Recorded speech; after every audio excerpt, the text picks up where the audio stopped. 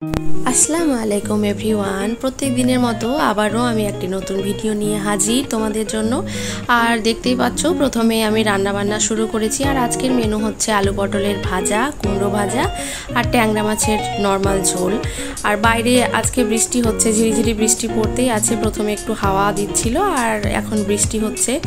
আর তারপর এই যে রান্না কমপ্লিট আমার হয়েই গেল। আর তারপর রান্না শেষে ভাবলাম যেহেতু হাওয়া দিয়েছে টপগুলো পড়ে যেতে পারে, তো আয়াত আনায়াকে ওর আব্বুর কাছে রেখে আমি চট করে ছাদে উঠে দেখলাম যে না, টপগুলো সব ঠিকই আছে।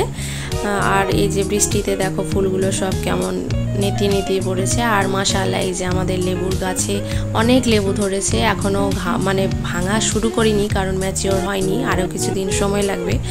তো আর এই যে পেন্সিল ক্যাকটাসের গাছটা, এটা দাদা দিয়েছিল, মানে বড়দা, সে জবার ছেলে। তো মানে এতটুকু ডাল নিয়ে এসেছিলাম, সেটা থেকে এখন এত বড় হয়েছে।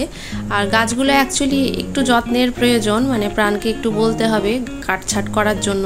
আসলে সময়ই হচ্ছে না, মানে দুটো বেবি নিয়ে বুঝতেই পারছো। আর এই যে আমাদের ছাদ থেকে একেবারে হাত দিয়ে এরমভাবে সজনে ডাঁটা পাড়া যায়।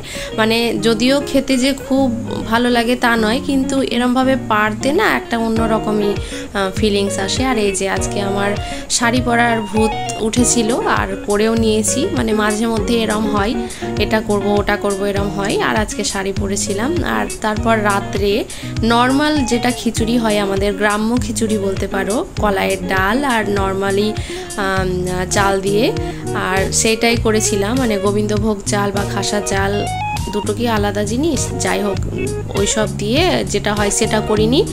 আর নর্মালি এর সাথে কি কম্বিনেশন আমার ভালো লাগে, মানে কাঁচা আলু সেদ্ধ, মানে কাঁচা পেঁয়াজ আর লঙ্কা দিয়ে যে আলু সেদ্ধটা হয় সেটা। আর রান্নার মাঝে আমি আমার ডিমটাও কমপ্লিট করলাম কারণ সারাদিন খাওয়ার সময় হয়নি। আর এই যে আমার রান্না অলমোস্ট হয়ে এসছে।